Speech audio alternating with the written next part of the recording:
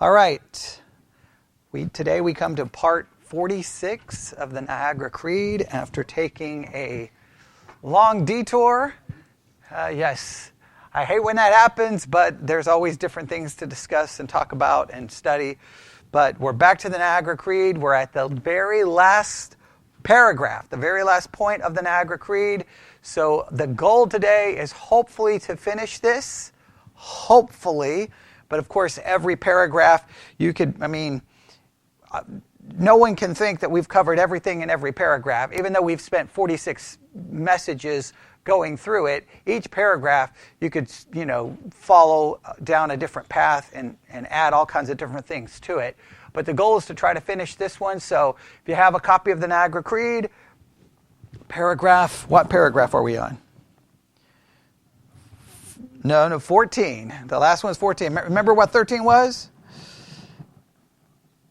Paragraph 13, we believe that the souls of those who have trusted in the Lord Jesus Christ for salvation do at death immediately pass into his presence, and there remain in conscious bliss until the resurrection of the body at his coming, when the soul and body reunited shall be associated with him forever in glory. Remember we talked about all the things that happen after death? Right? Remember all of that? Okay. All right. So we covered that. I think we answered most questions. We dealt with most issues. And now we come to the last paragraph. Right? And what do you think the last paragraph is about? Okay. Probably it's a good guess. All right. Here we go. Paragraph 14.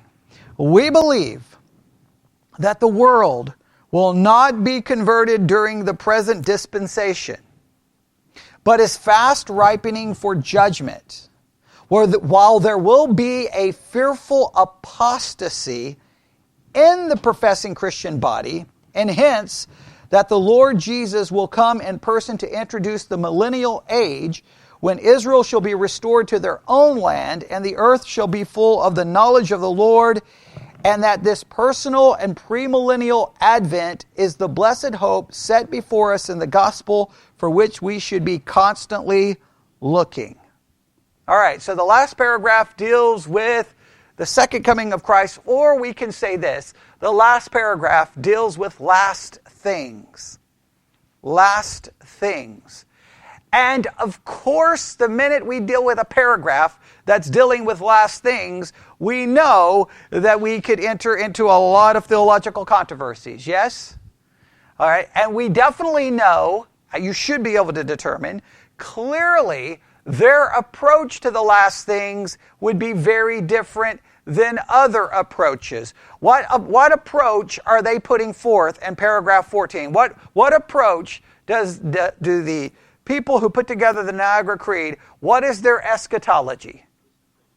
Okay, is it dispensational, premillennial, a literal millennial kingdom, right? There's a dispensational part, there is a premill part, there is a literal millennial kingdom.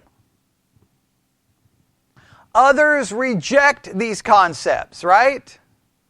Others reject these concepts big time. So the goal here is not to try to argue for against every perspective and bring in every perspective, but we will mention them. So we're just going to break this down little by little, think of its implications, and ask questions and see if we can at least have some idea of what to think here. All right? Is everybody ready? Here we go. Let's start with the very first part. We believe that the world will not be converted during the present dispensation. All right, let's stop right here. Their first point is that the world will not be converted. Those trucks are loud out there, okay? Whenever I'm up here doing podcasts, I'm like, what? You see how they just cut right through our parking lot? You see how they just cut right through our parking lot? They always do that. One of these days they're going to hit my car. All right, for those listening online, sorry for the distraction, but yeah, right. So let's go back to the first sentence here. What do you think is a key word in this first sentence? Okay. Well, the world is an important concept, but let's start with the word dispensation, just because as soon as someone hears that, they immediately think what? Dispensational theology, which we at some point we may do a little study on it. What does the word dispensation mean? Right? Well, look it up. If y'all want to look up the word dispensation, let's get a definitive definition. What does the word dispensation mean? So that we all at least know the term. The word dispensation.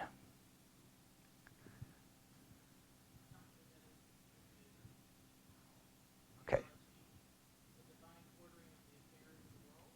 Okay. Okay. Divine appointed age, all right?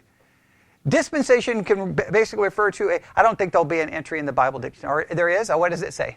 It says a period of time under which mankind is answerable to God for how it has obeyed the revelation of God that it has received. Okay. All right. So a dispensation is we'll just refer to it as a period of time. So just make sure you understand, someone could use the word dispensation and not hold to dispensational theology. Does that make sense? Because dispensation is just a period of time. You could say, well, during that dispensation, that would be, so anyone could use that term, but someone may be using it as far as someone who holds to dispensational theology that breaks all of history down into, I believe, 7 different dispensations, if I'm remembering correctly, right? And that is a part of dispensational theology. When you use it generally, that just a period of time. don't you have to define? Because are there distinctive periods of time that I would understand as a dispensation? Well, I think, let's just remove dispensational theology. I think everyone can agree that at one time in the Bible, God demanded animal sacrifices. That would be a dispensation. That would be a period of time. That would be distinguished from now that we are not called to offer an animal sacrifice. So even someone who's not a dispensational will acknowledge that different things happened at different times. There's no way around that, right? There was a time that they had to go to the tabernacle. Clearly that ended, and then people went to the temple. Well, clearly, you see, so clearly there are different dispensations in that way. I just don't want you, when you see the word dispensation, to immediately think, oh, they're dispensational. You got to determine how they're using the word and what they mean by the word. Right. There's certain aspects. I don't know where I fit in the dispensational framework, but I can use the word dispensation because it refers to a period of time. Now, so I wanted to just clarify that. Now, what do they claim about what they refer to as the present dispensation? Now they're going to use it in a more dispensational way, but I don't want us to get caught up in the dispensational idea, but let's just focus on what they say. They refer to it as the dispensation of the present age. They're distinguishing the present age from what? What are they distinguishing the dispensation of the present age with what? In that paragraph. They're drawing a distinction. The present age is distinguished from what is coming with the millennial kingdom. So they're saying the present age is the age before the millennial kingdom. Okay? Now, during this present age, again, we can get into whether someone believes in a millennial. Now remember, some people believe the millennial is happening when? Right now. So clearly this is now drawing a distinction from a theological perspective. Some people believe, in a sense, we're in the millennial now, and that the church age, quote unquote, is the millennial period of time, and so we can draw that distinction. But for them, they're drawing a distinction between the present age and the time Christ comes back to rule and reign in Jerusalem. Now, whether one accepts that or not accept that, that's a different argument. What I want to focus on is what they say will not happen during this current age that we are currently living. They make a dogmatic claim that what will not occur during this present time. No, the very first sentence. The world will not be converted. There will not be a global revival. Now, why is this important? Because there are some systems of theology, especially you hear this in the charismatic world over and over and over and over again, that some worldwide revival is coming. It's on its way. It's going to be here. Revival is coming. The earth will be filled with God's glory. People will be raised from the dead. Hospitals will be emptied out. It's coming. Get ready. Revival is coming. And they've been saying that since I was a teenager in the 80s. In fact, they started saying that before the 80s. They've been saying it for a very long time. And guess what never shows up? A global revival. Now they will try to argue that different times there's been amazing revivals, and we can get a whole discussion about revival theology at this point. But they say it's not going to happen. Now, if we say that's not going to happen, right, that there's not going to be a global revival, typically if you reject the global revival idea, what idea do you typically embrace? If you reject the global revival idea, what concept do you typically embrace? We won't get to the millennial, just in this present age.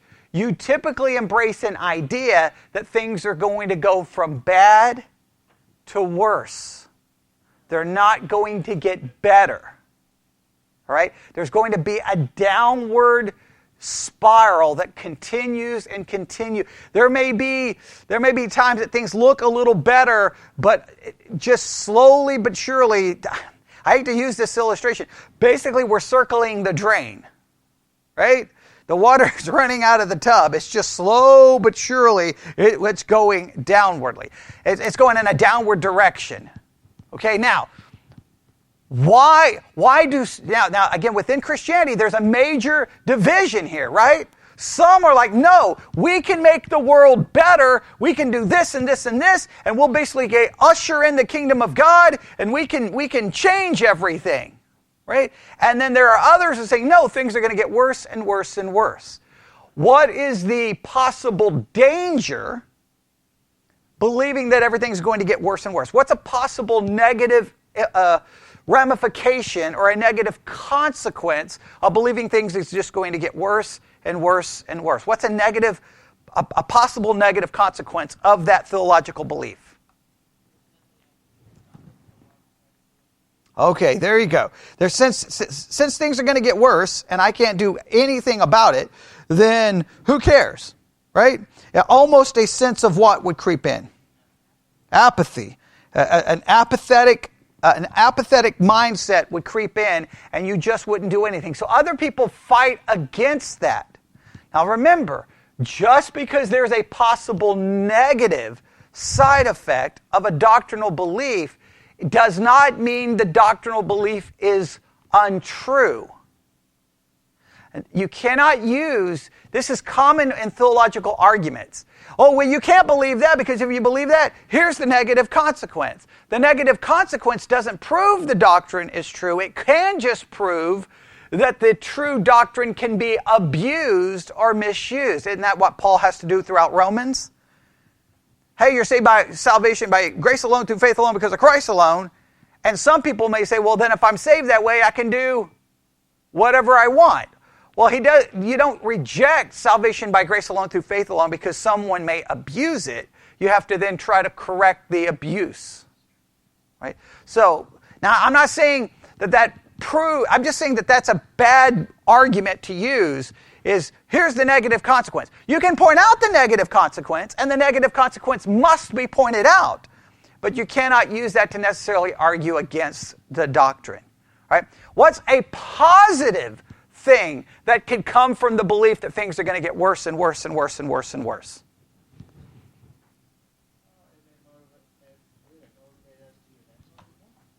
Okay? Well, let's state it this way. The negative is we could just become apathetic and not do anything. The positive is it should motivate us to realize our hope is not here on this earth. Our hope is not trying to make the earth act a certain way. Our hope is not found in political battles. Our hope is not found in all of that. That our hope has to be focused in something spiritual, not something earthly. Our hope is not what we can do to make the world better, but our hope, as you said, focus on evangelism, because if someone is converted, well, then they have heaven. It's not about trying to convert the earth, per se, through political means, but it's through presenting the gospel so that people can be saved. Now, there's been much criticism in church history for this idea because, people get really upset with people who believe things are going to get worse and worse and worse, and they typically will argue that's why the culture got so bad, is because many Christians, they will usually refer to them as dispensationalists, that you dispensationalists just checked out, you didn't care about the world, and so the world fell apart, and it's all the church's fault because you should have been out there fixing culture. You should have been changing culture. We should have been trying to fix this politically, and we should be winning this battle, and the world would be better if we would do that. The only problem is their solution is always to try to make the world live as Christians, usually by some kind of force, other than through conversion. And I'm thinking you can't blame me for the fact that things are going to get worse, because things I believe are going to get worse. I believe that that's scriptural.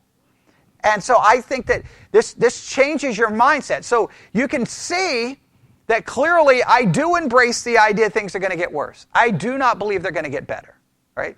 And you can see that because what do I never turn to for a possible solution, or even something I never promote, something I never mention, and something that I usually speak against? What's the one thing that I absolutely hate? There's a lot of things I hate. Okay, politics. Okay? Politics. Why do I hate politics? Because I think it's trying to find an earthly solution to a spiritual problem. We can't fix the world politically. I know Christians get so mad at me when I say that, but go ahead and try. Go ahead. Force it. Pass a law. Here's the thing. Whatever law you pass today to force your view of the world on people, that law will only stay in place for how long? Until the majority of people reject it. And once they reject it, then they will vote all the people out that you put in place to force your view upon them. And so then it turns into a civil war, right? No, here's my view of the world, and you're going to live like that. No, this is my view of the world. You're going to live like that. And is that not what we're seeing in 2021? Everybody wants their view of the world forced upon someone else, where I would just say, leave me alone. Instead of forcing my view on the world, I want to preach Christianity to people, and then through conversion, then they are changed, and then the world is changed, not through a political battle, but through conversion.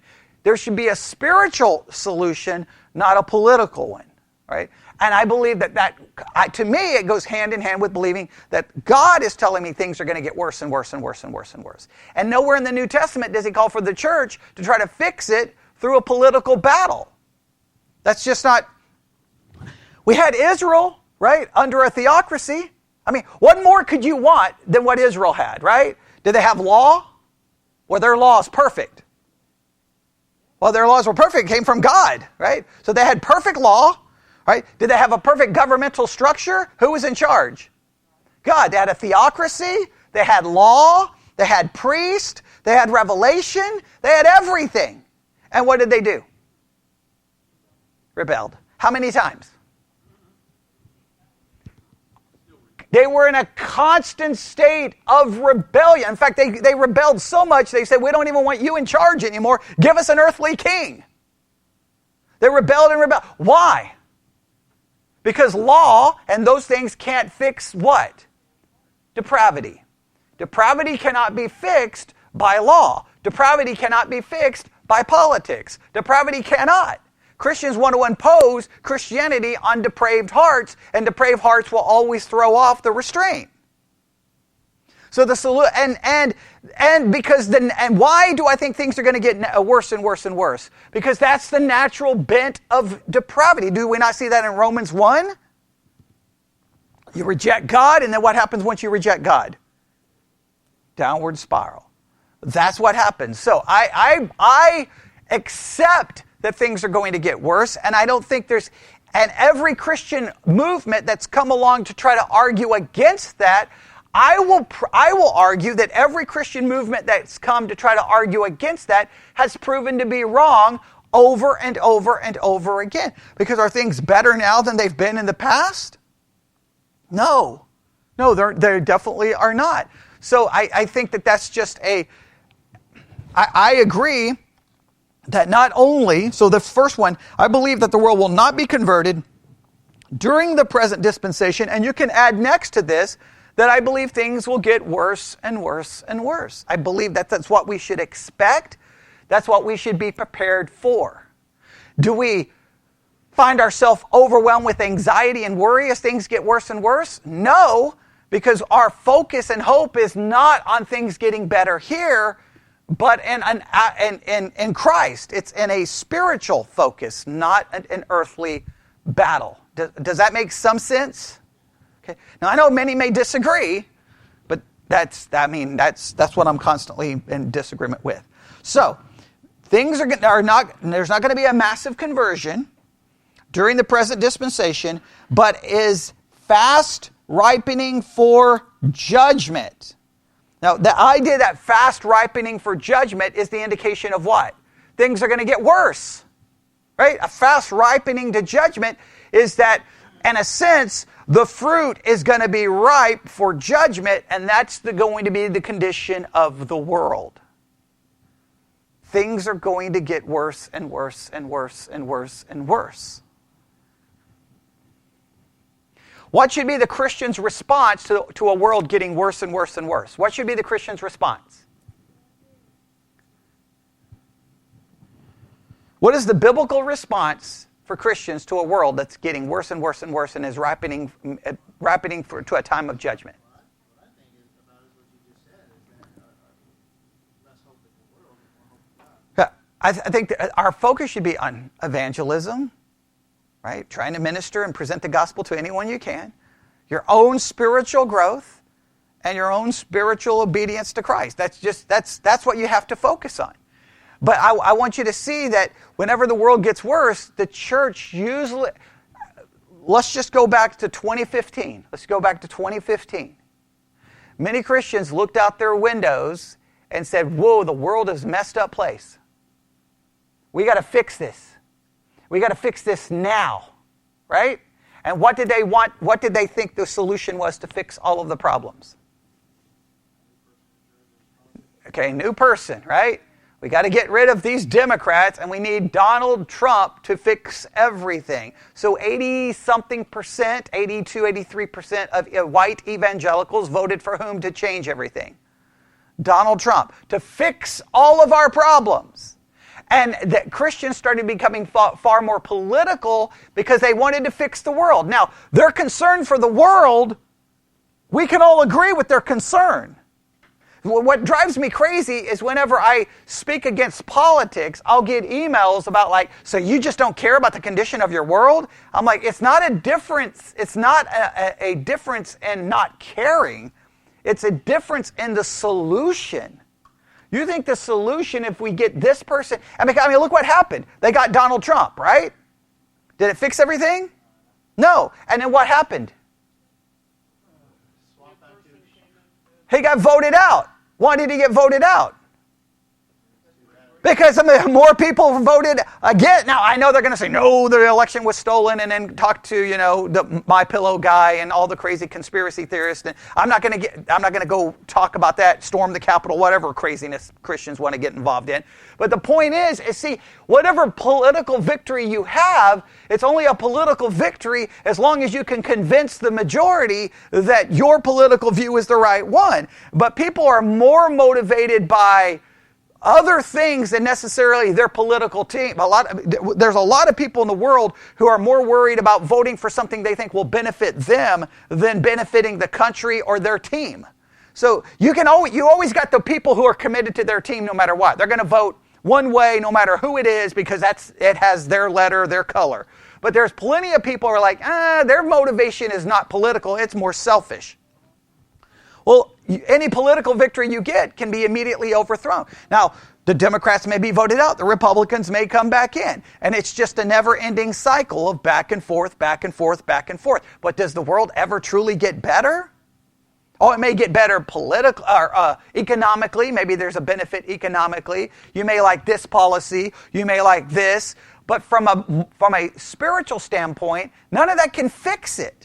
And the fact that Christians ever think that they can fix it is just, to me, it's just it's like, do Christians really want are they really looking at things from a spiritual standpoint? Or are they looking at things from much more of a political standpoint? And I'm going to argue it's the political hijacking of the church. So, I just want you to see that this first section is telling us the world is going to get what?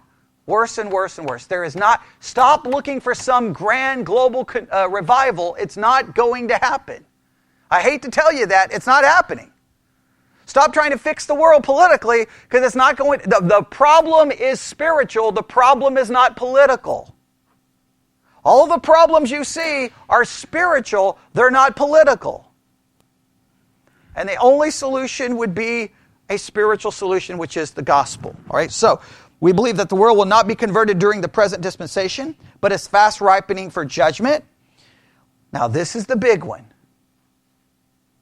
All right, so that's what's going to happen in the world. What's going to happen in the world? No revival. Things are going to get worse. Now, that's what's going to happen in the world. Now, what's going to happen in the church? Next sentence. Fearful apostasy is going to happen within the church. Fearful apostasy in the professing Christian body. Stop right there. This raises so many issues. All right, I want you to see how they're connected. As the world's getting worse, what else is going to get worse? The church. And if the church has any hope of fixing the world, the church has to get better so that the church is evangelizing and discipling and doing. Remember, the Great Commission has nothing about politics, right? 3 parts to the Great Commission, what are they? Part number 1? Oh, come on, it's the Great Commission, everyone. This is like, go to Matthew, the last part of Matthew. Yeah, find it. Okay. This is bad when we don't know the Great Commission. Okay. All right. That may be symbolic of the whole problem with the American church. Okay.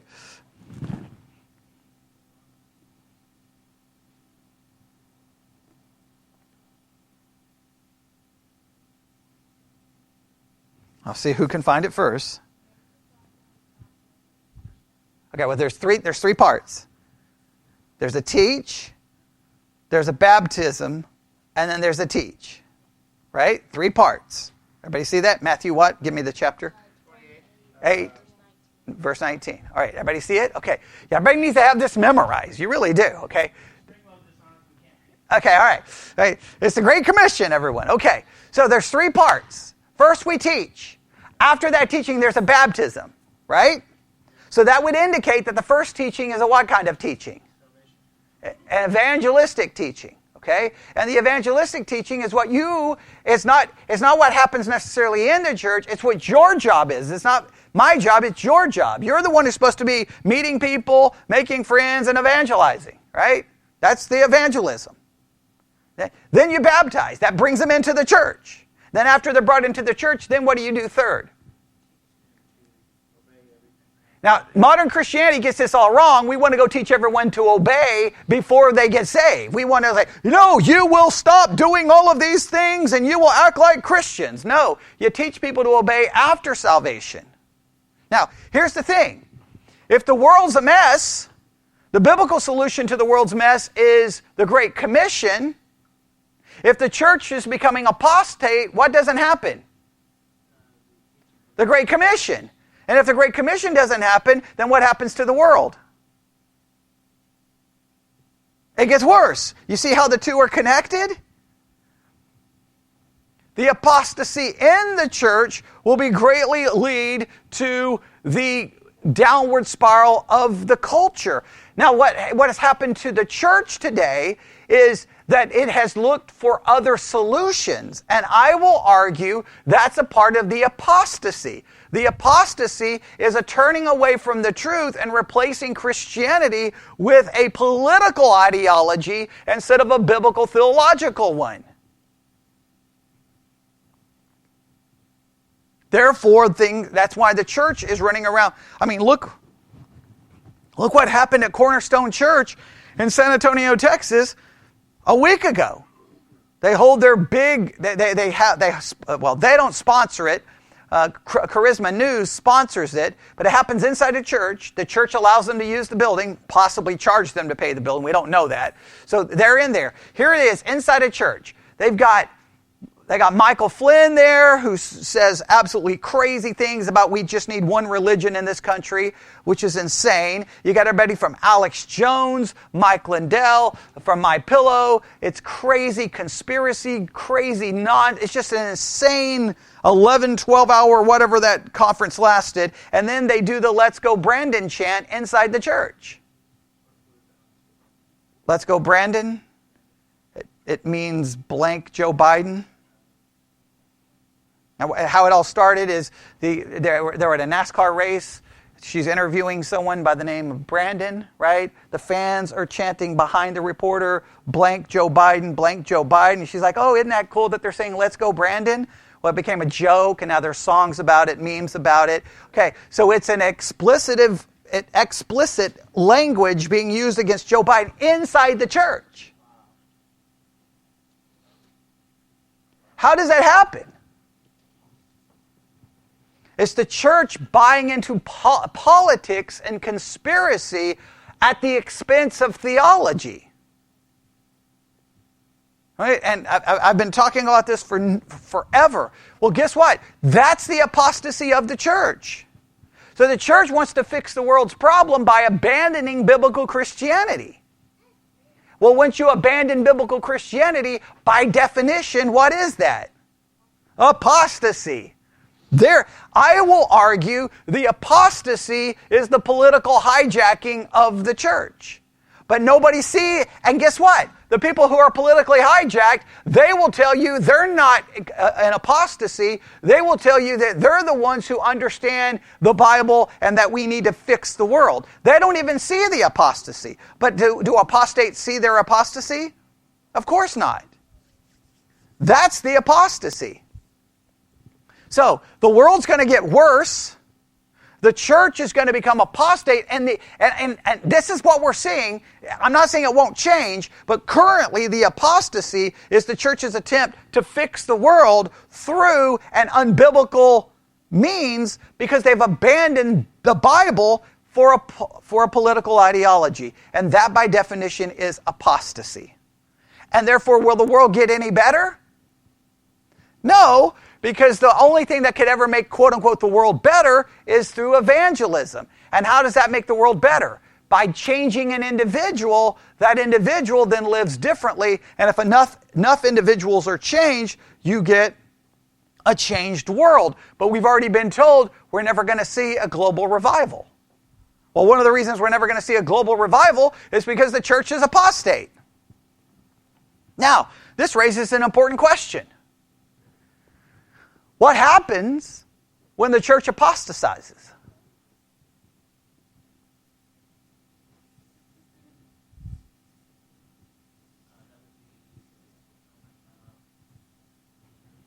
Oh, it'll be a fulfillment, but think of the practical implications.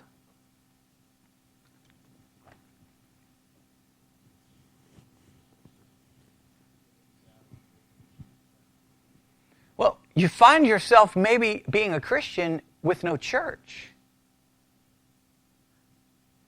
Nobody ever brings that up. I've been told forever the church is going to apostatize, the church is going to apostatize. I've heard about the coming apostasy my whole Christian life, right? But I never stopped to think, well then, where would that put me? Where would that put me? I'll just read we may not make it any further here, but I'm going to probably do a podcast about this news article. I wanted to do it this morning. I didn't get a chance to. Let me see if I can find it here. About what? Well, I've been talking about it for 20 years, but yeah. I mean, I've talked about the Let's Go Brandon chant and a lot of this. Here is from, where was this? The Washington Post. Someone sent this to me, or they sent me another link, and on that link, I found this link. But it's from the Washington Post. It was published October the 22nd, 2021 at 8 a.m. All right? Now just see what's going on here. In a post-Trump world, these pastors are ditching the evangelical label for something new. So here are pastors like, forget this. I'm not calling myself an evangelical. I don't want anything to do with the evangelical world. I'm finished with it. Now, on one hand, I read this, and at first I'm like, oh, this could be good, because I don't want to be called an evangelical. The evangelical world is so politically hijacked, I don't want anything to do with it. So I can agree with these guys, right? So you got we'll call this, think of it this way. In fact, you can draw this on paper. You can just draw a line right down the middle of your page, and on the right-hand side, just put the right-leaning, conservative, political hijacking of the church. And that is very much a part of the white evangelical world. It's been compromised and hijacked and corrupted by this right-leaning, Fox News, pro-America, all of this just stuff on the right. That's where a large portion of the evangelical world is. So I would not fit in any of those circles. I wouldn't fit in. I would be like, this is nonsense. I don't want anything to do with this. So where am I going to go? Well, here's an article about people are like, we don't want anything to do with the evangelical world. Maybe I can fit in with them. Do you think I'm going to be able to fit in with them? Where do you think they're going to go? Well, let's read. Let's see.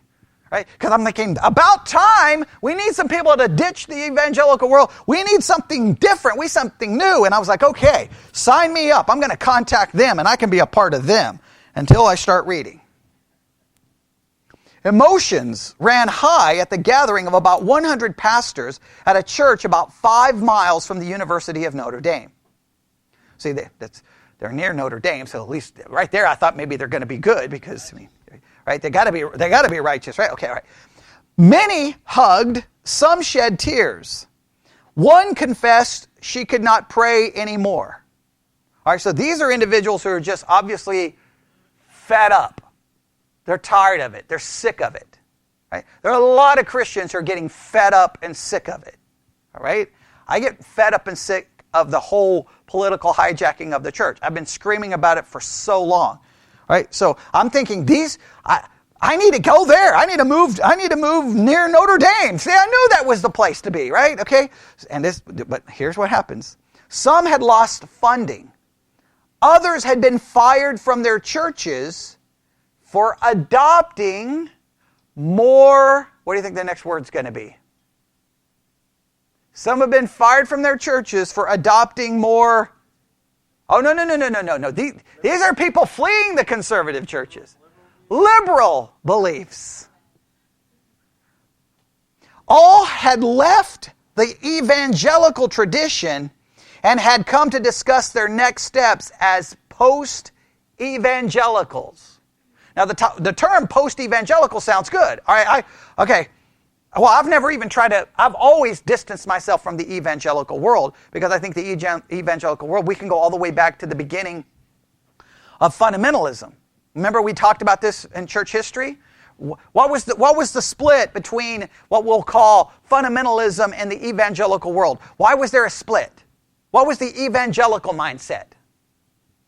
What was the evangelical mindset that led the fundamentalists to break away, start their own seminaries and Bible institutes and independent churches? Why did the fundamentalists want to break away from the evangelicals? But what was some of the issues going on with the evangelicals?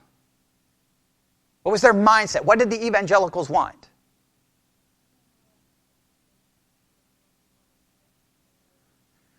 They wanted to be inclusive. They didn't want to be dogmatic. They didn't want to fight. They didn't want to condemn. They wanted to make their theology more vague, so you didn't put. And the fundamentalists was like, we got to fight. What was some of the big issues they were fighting? What were the fundamentalists trying to fight? Remember, I tell you how to read the books like every day. the fundamentals of the faith. Remember, they sit right here. About every other month I have to mention them, right? They never move from this spot, okay? They always stay here because every time I mention church history, I make a reference to these books, right? Y'all going to get tired one day of me. One day I'm going to come and they're all going to be gone and you're going to burn them but there's your answer right there. Go read the fundamentals and you'll find the things they're fighting about. Watch one of them. They're fighting against the higher criticism that was coming from Europe. They were fighting a lot of these ideas, and the fundamentalists were like, we got to fight. And the evangelicals wanted more like, no, we need to all get along, hold hands, sing kumbaya, have a potluck, and we'll all get along. And the fundamentalists like, it's time to fight, right? And they were like, no, we're not going to fight. So then they're like, fine, we're leaving. We're leaving your denominations, we're leaving your seminaries, we're leaving it all. Now the fundamentalists, in many cases, when they went their way, they created their own problems, right? Instead of many cases staying close to the fundamentals of the faith, fundamentalism turned into now 900 rules, or you're not really a fundamental. It no longer became about theology. It became about like, oh, your hair touches your collar. You're not a fundamentalist. Oh, wait, you listen to music that has a beat. You're not a fundamentalist. Remember, it started turning into all of that. We've talked about all of this a million times, right? So I've always thought the evangelical compromise was a problem. So I've never wanted to be a part of evangelicalism. Now, the evangelicalism of today being so politically hijacked by the right makes me even more opposed to the evangelical world. So if these guys are going to create a post-evangelical label, I fit it. But the problem is, this post-evangelical label is going to be defined not by conservative right-leaning ideology. It's getting ready to be defined, you can already see where it's going, by what? Progressive, left, liberal-leaning ideology. Now, I want you to ask yourself what happens if your choice between churches is left-leaning progressive or right-leaning, make America great again, hold up a flag and believe the election was stolen and COVID is a fake pandemic and all of these other where do you go? Yeah, that's where we are. You're left right there in the middle, and you're like, where do you go? That's the issue. That's the issue, and a lot of people find themselves like, I don't know where to go. Where do I go to church? I don't have an answer for you. I don't know what to tell you. But this is where and a lot of people will say, well, no, my church is not politically hijacked. And you start talking to some of their members. Now, sadly, some people would talk to members here, and I probably would be shocked by what some of our members would say. But sometimes you're like, where did those ideas come from? Like, you go to church, right? And hopefully they're not getting it from the church. But the point is those ideas are somehow not being rooted. They're not being confronted in the church. Right? If the church is not fighting against it, then it's going along with it. That's the whole issue with the evangelical world in the first place. They didn't fight against things, so in a sense they went along with it. But let's see what these pastors are doing besides hugging and crying. What else are they doing? The 2-day meeting, which took place at South Bend City Church in mid-October, was intended for just 25 pastors, but grew through word of mouth. It is part of a larger reckoning inside congregations and among individuals grappling with their faith identity in the wake of Donald Trump's presidency. I want you to hear that. Nobody would listen. Nobody would listen that the Donald Trump situation, it was a test for the evangelical church. Donald Trump was a test that many churches failed the test. Right? So there's a reckoning. So in the wake of Donald Trump's presidency, calls for racial justice following the murders of George Floyd, or the murder of George Floyd, many of those leaders were startled to learn that 8 out of 10 white evangelicals voted for Trump in both of his presidential runs. And they believe the evangelical movement, are you ready? They believe the evangelical movement has been co-opted by Republican politics. I don't call it co-opting. What do I call it? Hijacking. Which I've been saying over and over and over. There's obviously some sort of desire for belonging people who feel homeless right now. Please note, feel homeless right now. There are Christians who feel homeless. And then they go on to say, as the pastors traded stories, they quickly found shared experiences. They lamented their conservative evangelical parents who watch Fox News, as well as their peers who had re-examined their beliefs so much that they lost their faith entirely. They skewed younger, many in their 30s. Now here's the key paragraph. You ready? Most of the leaders had belief in Jesus and the idea that people gathering in churches is still a good idea. Many want their churches to be affirming, meaning that they would perform same-sex weddings and include LGBTQ people in leadership and membership. They preferred curiosity over certainty, inclusion over exclusion. So, what direction are they going? They're going the completely opposite direction, right? Right. In fact, in some ways, they're holding the evangelical spirit of the 1900s, right? In many ways, right? They're holding to that. But you see the split? Church is no longer defined by your theological identity. It's now being defined by your political identity. Are you pro-America, pro-Trump, all of his political policies, or are you over here for the far left-leaning progressive?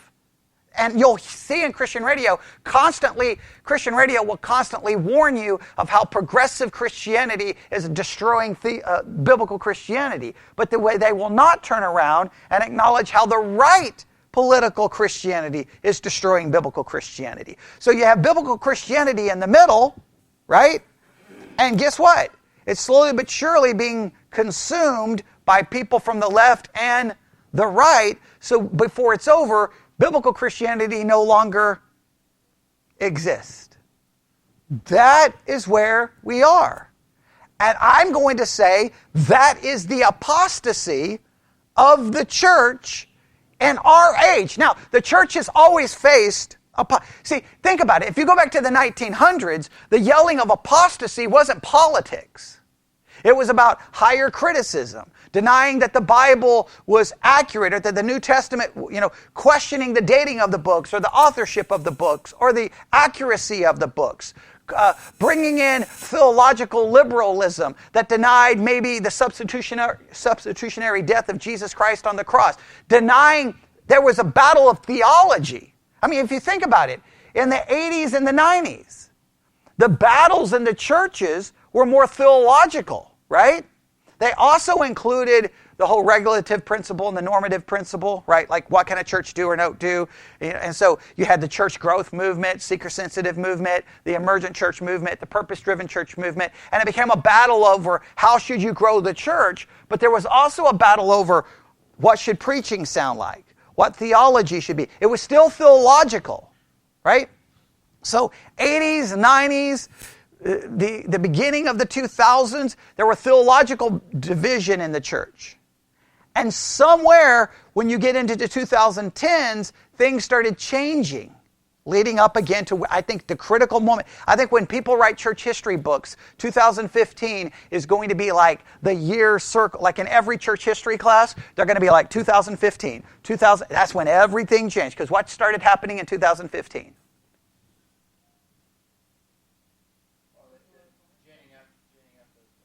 For the election. And everyone started focusing on politics. Trump.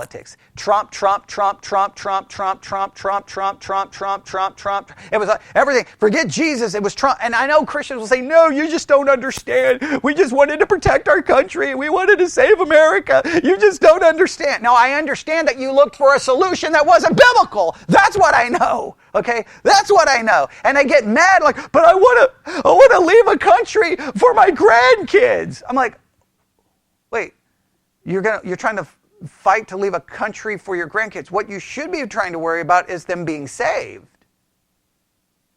Because everything on this earth that you want to leave for your grandkids is going to burn up. Okay? What do you not understand, right? But I want to save this country. Where do you find anywhere in the Bible, go and save your country? Where do you go find, make your country great again? Did Jesus say, hey, Israel, go and make Israel great again? Instead of wearing a red hat, we'll wear a purple one. No, there wasn't any of that. Christians completely lost their minds, right? And then the world was doing what? What was the world doing when the church was doing all of that? They were like, wait, that's the person y'all want us? Wait, Christians are now want to vote for Donald Trump? The same Christians who in the 90s said you only vote for people based off their character? Because character matters. Remember when we all wanted Bill Clinton impeached for his horrible actions in the White House, right? And we said character, and then all of a sudden we said, well, character doesn't matter, policy matters. Because now we wanted, you see, that's the apostasy of the church. You're living through the apostasy of the church, and it doesn't look like the way we thought it was going to look. I would have always thought it was going to be a theological apostasy, right? That's what I would have thought. That, okay, there it is. They deny the Trinity, theological apostasy. They deny substitutionary atonement, theological apostasy. They deny that the scriptures are inspired by God, theological. Now, the theological apostasy is still there, but it's almost completely overlooked now. The right is known more for their political stances, and the left is known more for their political or social stances, and then the biblical Christianity is in the middle going, hey, how about theology? And everybody's like, who cares? That's where we are. And they're claiming that, so what are the two parts of the creed given us so far? I thought we were going to finish the creed today. See, yeah. The condition of the world and the condition of the church. What is going to be the two things that define the world? There will not be a revival, and things are going to basically they're going to continue to ripen for judgment. And then what's going on in the church? Apostasy. And I believe that apostasy is defined as what? The political hijacking of the church. Just make it simple. The political, from what side? Yeah. The political hijacking of the church is occurring from what side? From both sides, left and right. I want to make sure, left and right. Left and right, left and right. Because everyone, when I condemn the right political hijacking of the church, everyone then considers me that I'm a socialist, I'm a communist, that I'm a liberal, and I'm like, why are you trying to define me with political labels? How about define me as a Christian? I know that's a shocking. Remember those old days when we used to be called Christians? You know, maybe way back in the day? Okay, I know those are gone, but now unless you walk into church carrying an American flag in one hand, a Confederate flag in the other, wearing a Make America Great hat again with an American flag on your chest, you know, and singing the praises of Donald Trump, your Christianity is called into question. Well, I'm not wearing any of that garbage, okay? And if somebody says, oh, I mean, you know, people get mad at me when they say, I will never allow an American flag in the sanctuary. I will never allow an American flag anywhere on this property. And people think, oh, so you hate America? No, it's a church, right? It's a church. What are we about? Are we supposed to be promoting country or promoting Christ? Oh, I know, isn't that weird? Right? Are we supposed to be promoting a political party?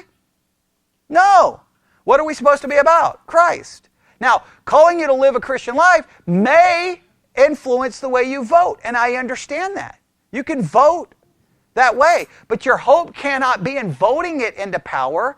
Your hope has to be in what? And proclaiming the gospel.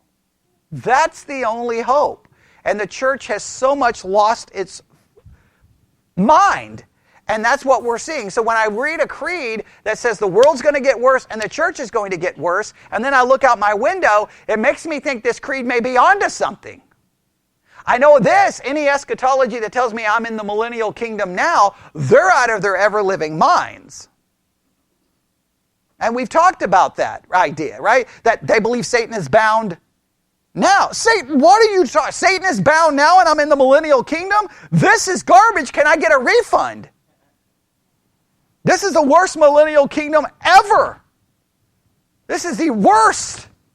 Now you say, well, that's what the Bible promised. No, when I read those Old Testament passages about God's glory filling the earth and the lamb laying down with the lion, that's not happening in the church. That's not happening in the world. So clearly I don't believe that's going on now. I don't believe it's it's so symbolic that it doesn't even do anything. No, I believe those passages, even if you want to say they're symbolic, they have to be pointing to some reality, and we definitely are not experiencing any reality from those Old Testament passages that people try to say, no, that's, Matthew Henry, we've talked about it.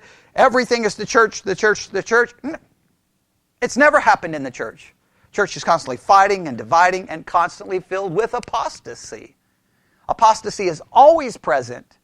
We're talking about a point when the church becomes completely apostate. And when that happens, what happens to the Christians who are left inside? I don't know. That's the question nobody's answered for me. Where do the Christians go? Do you stay there?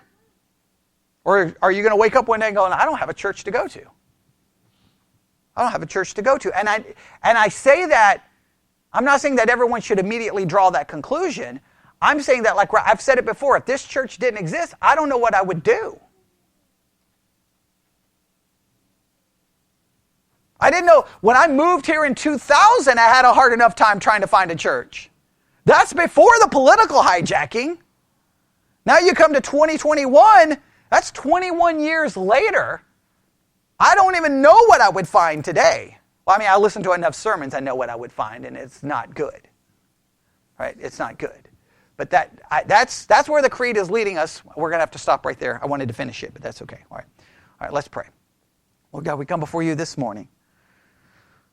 Lord, our understanding, not only of the present, but of the future, is so important for us to be able to figure out what is happening, what is going on, and what to expect. The situation is definitely not a pleasant one. It's one that requires much thought, much consideration, and Lord, just continue to lead us to study the Scripture so that we know how to move forward and what not only is happening, but what is coming, because it's only going to get worse. And we ask this in Jesus' name. And God's people said,